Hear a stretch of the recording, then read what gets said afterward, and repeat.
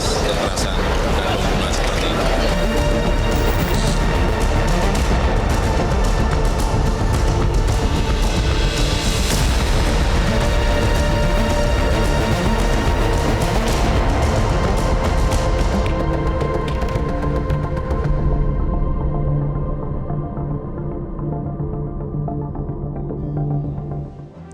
Pemirsa, terima kasih Anda masih bersama kami dalam Special Report.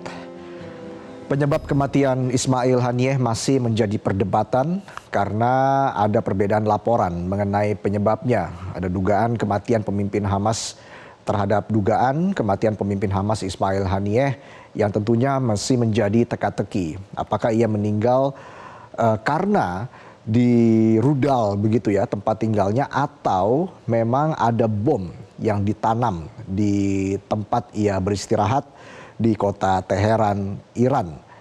Ia meninggal saat sedang beristirahat di sebuah wisma. Kita akan melihat lebih jauh lokasi tewasnya Ismail Haniyeh. Ini di sebuah gedung sebenarnya yang dioperasikan oleh Perlindungan Korps Garda Revolusi Islam Iran. Lokasinya ada di utara dari Iran.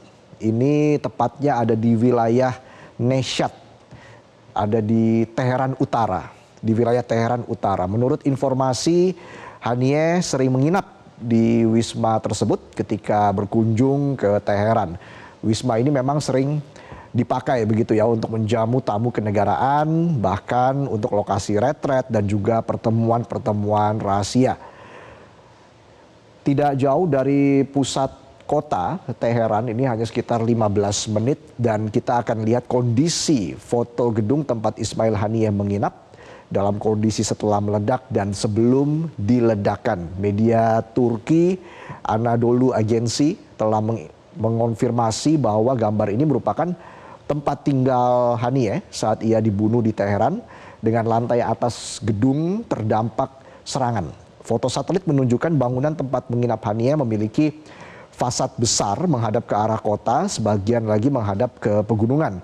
Struktur bangunannya memang kalau kita lihat di sini sangat mudah dilihat begitu ya dari jarak jauh, karena ketinggiannya yang memang jauh berbeda dengan bangunan lain di sekitarnya. Nah, lalu muncul spekulasi apakah Haniyeh terbunuh oleh roket atau rudal yang ditembakkan dari luar gedung tempat ia menginap, atau Ismail Haniyeh tewas karena sebuah bom yang diselundupkan ke dalam wisma tamu. 5 pejabat Timur Tengah mengatakan bom di wisma Haniyeh diledakkan dari jarak jauh setelah terkonfirmasi bahwa Haniyeh berada di kamar wismanya. Namun dugaan ini tentunya memicu perdebatan di kalangan intelijen Iran. Pasalnya, keamanan di Teheran sedang ditingkatkan mengingat ada pelantikan presiden, sehingga Iran menyimpulkan tidak mungkin pembunuhan itu dilakukan dengan rudal. 2 pejabat Iran anggota IRGC menjelaskan ketepatan dan kecanggihan ledakan bom di wisma Haniyeh mirip dengan taktik robot AI yang dikendalikan dari jarak jauh oleh Israel untuk membunuh ilmuwan nuklir top Iran, Mohsen Fakhrizadeh, pada 2020. Ada pernyataan juga dari perwakilan Hamas di Iran, Khaled Kadumi, yang menyebutkan kepala Biro Politik Hamas Ismail Haniyeh kemungkinan dibunuh oleh roket atau proyektil yang ditembakkan ke tempat ia menginap berdasarkan kerusakan langit-langit dan dinding ruangan. Namun masalah ini diserahkan kepada laporan teknis. Spekulasi penyebab kematian Ismail Haniyeh inilah yang masih menimbulkan perdebatan terkait penyebab kematian Ismail Haniyeh, dan juga yang menjadi pertanyaan adalah kenapa Iran bisa kebobolan dalam melakukan pengamanan terhadap tamu negara. Kematian Haniyeh adalah salah satu dari serangkaian pembunuhan tokoh senior Hamas saat perang di Gaza antara Hamas dan Israel mendekati bulan ke-11. Dan kekhawatiran tumbuh bahwa konflik ini akan menyebar ke seluruh wilayah Timur Tengah. Lalu bagaimana Duta Besar Iran di Indonesia merespon kritik soal gagalnya pemerintah Iran melindungi tamu negara dalam kasus terbunuhnya Ismail Haniyeh, dan bagaimana Iran akan bersikap terhadap Israel? Berikut wawancara jurnalis Iqbal Himawan bersama Duta Besar Iran untuk Indonesia Muhammad Borujerdi. Okay. Speaking of which, what kind of response will Iran retaliate, considering the fact that it's happened in your homeland, and then Ismail Haniyeh is a honorable guest, as a state guest, and it happens during the what do you call it? The Masoud Pezeshkian's inauguration. It happens during inauguration of Masoud Pezeshkian, the new president of Iran. What kind of response will Iran make? It is not decided yet, or even if it is decided, it is not mentioned yet. But I know for sure that the Iranian authorities and leadership are just finding the best way to respond the criminal attack of the regime of Israel. Okay. Another question regarding to the attack, Your Excellency. According to the investigation, what kind of attack happened that day on the assassination? It is still under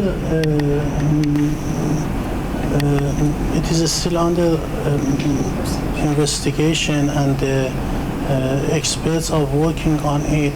There are a few theories, but usually they say that it may have been done by a short range missile, that has been shooted from somewhere around, but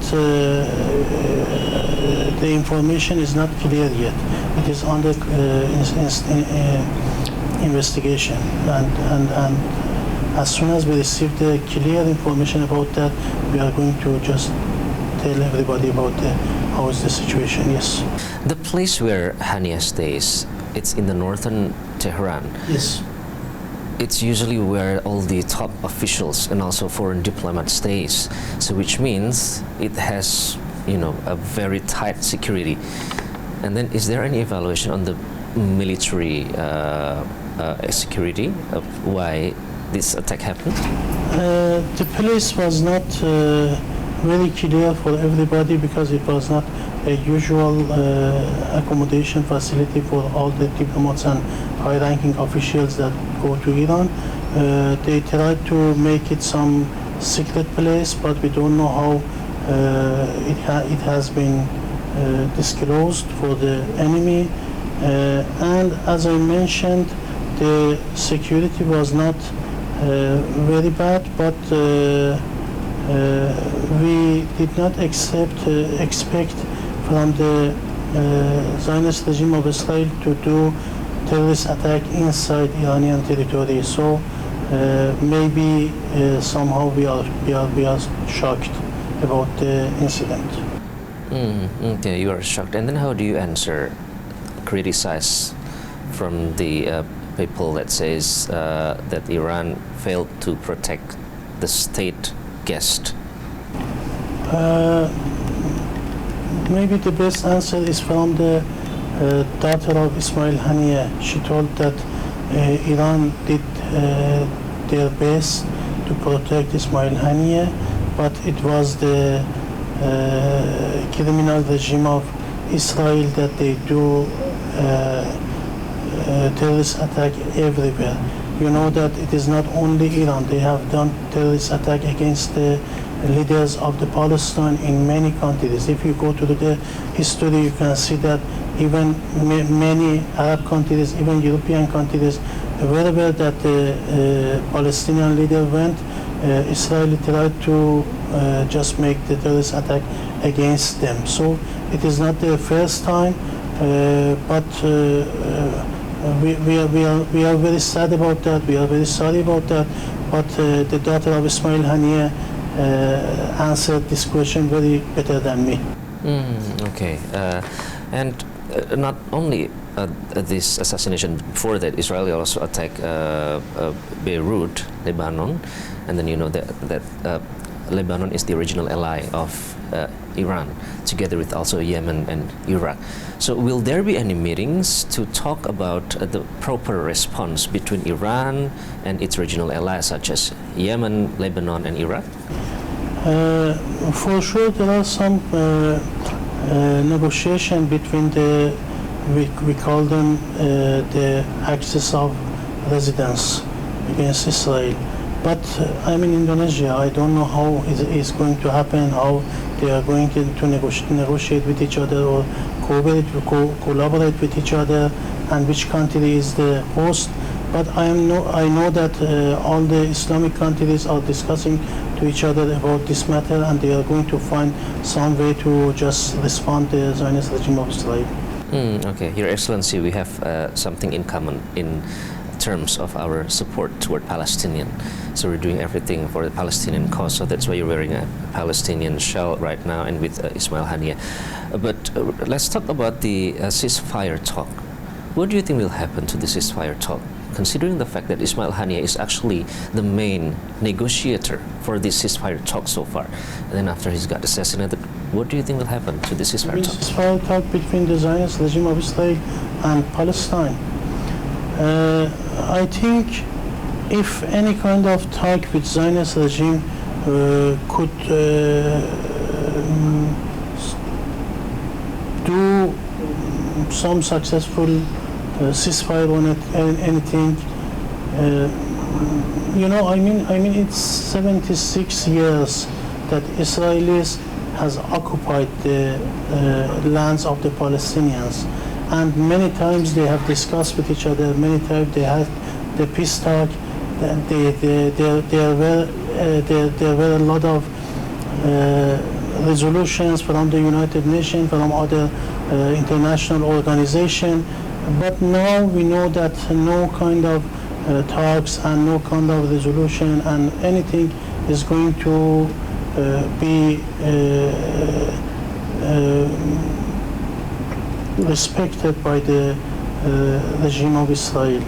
They want whole Palestine, and they want some other neighboring countries of Palestine to be occupied by themselves. So whenever they had the power, they attacked. Whenever they did not attack, it meant that they did not have the power to attack. So you can see that during the last 50 years, the Zionist regime has started 20 big wars in the region.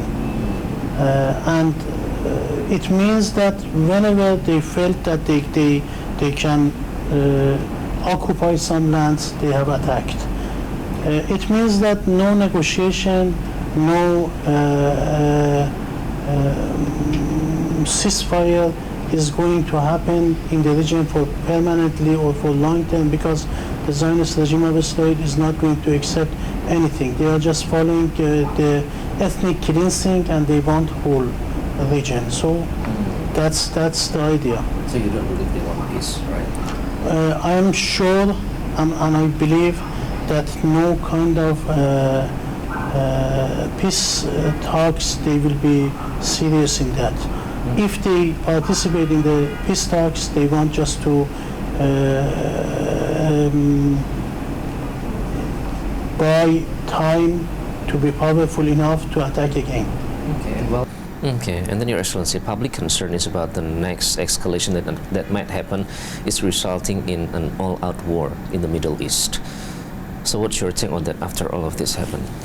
I can say that it's everything that happens, it's because of the irresponsibility of the Zionist regime of Israel. During the last 10 months, they have tried to occupy Palestine, the whole Gaza, and they thought that it would be very easy. They just come, they have a lot of troops, they have a lot of guns, and they can just easily occupy all the land, but they are stuck there. You can see that after 10 months, they still did not finish anything in the occupied lands. So they are trying to internationalize the instability and war. They are trying to just engage other countries in the war as well, because if the other countries like Iran and other Islamic countries around are going to be engaging the war, maybe they can receive more support from Western countries, Western allies. So you can see that during the last 10 months, we tried to safeguard the stability of the region, and we always tried not to let the instability to separate in the region. Even when they attacked to Iranian consulate in Syria, we just respond them. We didn't attack them. We just sent some message that we are very, very sensitive about our security, national security, and our territory. So we didn't want to escalate the war in the region. And at the moment also we are trying to safeguard the peace and security in the region, but we believe that without any kind of response, any proper response to the Zionist regime of Israel, it is impossible to maintain the peace in the region. Special Report masih akan kembali usai jeda pemirsa, tetaplah bersama kami.